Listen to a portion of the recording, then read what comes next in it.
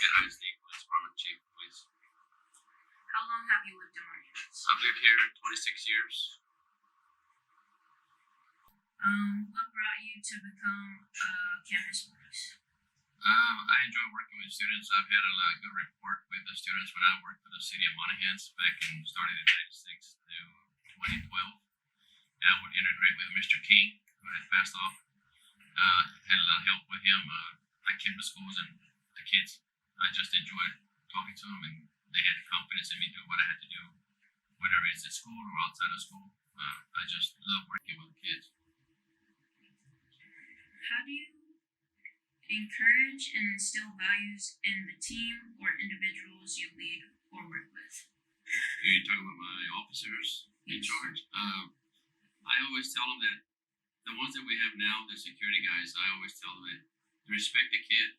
They might not like you, but I guarantee they'll respect you. You respect them first.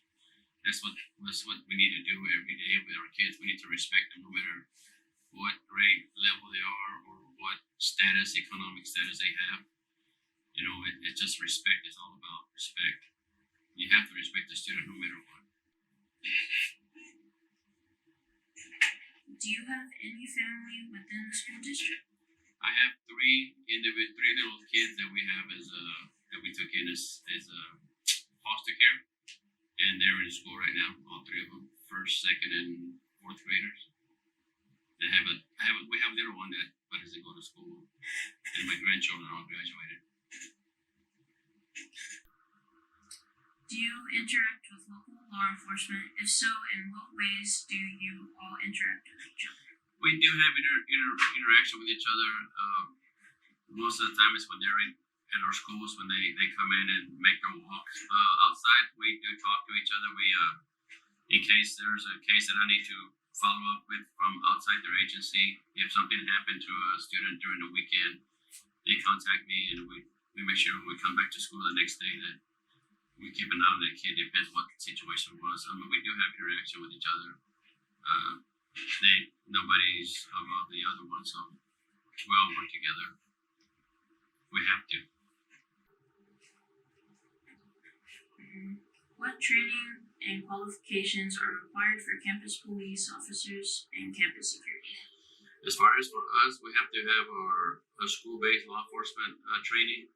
It's a proficiency certificate that we get through TCO, which is our Texas Commission on Law Enforcement.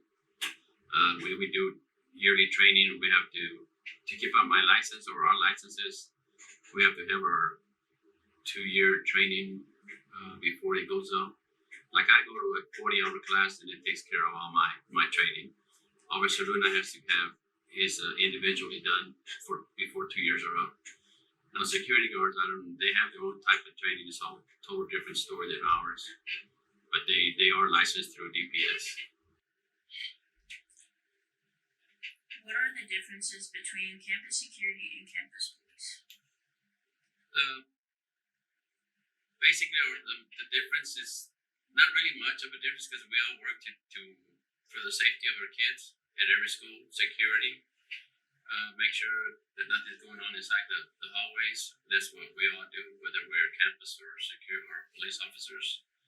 There's maybe one object that they might come around is they can detain people, but they cannot take them to jail. They cannot file the arrest charge.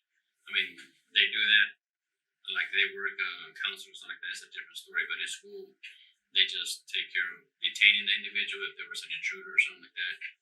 Myself or Luna or even outside agencies come in and can take this individual and arrest them. But I mean, no, that's the only main difference. But there's no difference in stopping the threat in our schools by either one of us.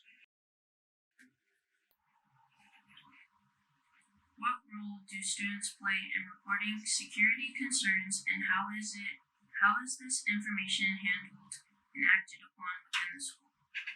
If a student needs to make a report of whatever it is, it could be a bullying, harassment, threats, whatever it is, the stop it app that y'all have.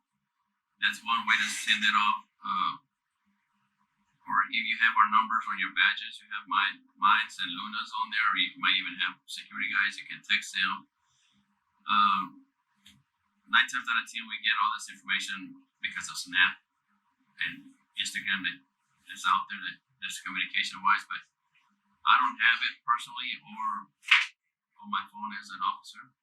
But we get from other students that can call us and say, hey, this is what's happening, or here's what's going to happen. But Mark, that's like I said, the stop it is the best one for the students to be able to report anything, or even call the PD or the sheriff's office. It'll come back to us, and like I said, we're all working to unity to protect the students and staff every day, in and out, whether I'm here or not, or they're around or not. We have to do what we got to do. What steps are taken to adapt and respond to evolving security threats, including those related to technology, cyber threats, and social media? Right now, FBI usually gets a lot of that information, and they send it out to local law enforcement if they find something in the internet, like a threat that's been coming in here the last few months. They come all the way from the other side of the world, or even from California. They send a threat out to a school, like it happened just recently in Midland, Odessa. They get to it. They get to the number. They get to the individual. But as far as when it happens, we as officers, whether it's here, Midland, Odessa, Pecos, wherever, we're going to take a threat seriously until it's settled that it's not, but we're going to make sure the kids are safe. Everybody's going to go into the lockdown. Nobody goes in, nobody goes out. And until we get the word, hey, it's clear, we'll even search our classrooms and our whole school just to be on the safe side. But that's the way we do it. So. How does the campus police department handle issues related to substance abuse, including alcohol and drug-related incidents on campus? The best way to do that, and I cannot tell you that I can walk up to you and say, hey, you're drunk, or there's going to be that smell of marijuana on the individual, no matter what. It's pretty strong. Another way to do that, we like, you all know there's vape sensors in the bathrooms. They go off, you get called in, and they're going to take your vape from you, whether you say you're everything, they're going to find it. And what I do is I'll test it because we have a test kit. If it comes back as THC or non-THC, it'll show. Now, what you do in school is what they do administratively to you, you'll wind up in DAP. Maybe you'll see the new changes in laws, 15 days for the first time, 30, 45, and it comes on higher. It depends. For vape, it's self-nicotine. Now, if THC, you'll go straight there to DAP for 30 days, automatically. If in case was like to send it off to our labs in Midland, then we would sure that it was THC. Sometimes, like UIL participants, they'll get tested by Miss McAllister. They'll get drawn blood on you. When it comes back, they'll tell you it's negative or positive. So that's the way we find out. Otherwise, other than you're walking down the hall and stumbling down, there's a different story. You get caught that way. Can you describe the process for reporting and responding to security incidents or emergencies on campus? To respond to an emergency, it's the fact that we have officers already here, security guards. There's going to be the first ones to go towards a threat, if there's one here.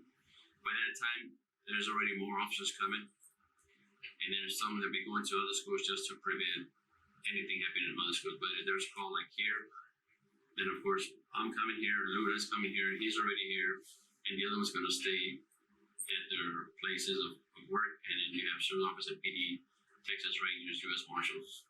They're all coming over here. That's the response that we'll have, and then we'll delegate how to control parents, because I know kids will be texting their parents, and I would rather have them away and not here, because if it was really a threat, your parents can be shot because of the individual that might have a weapon outside. You know what I'm saying? If it's not in here, but they're trying to get y'all to go out and start taking y'all out one at a time, if parents start showing up, then it's going to be a bigger issue, because they'll be almost dead and hit. And we don't want that. It's hard to prevent your mom and dad to come over. Oh, we know that. But when the kids start texting them, it's going to come. your parents are going to show up. And we try to kind of hold them off a little bit, which we probably could anyway, prevent them from coming to the doors. Because once it's locked down, nobody goes in and nobody goes out.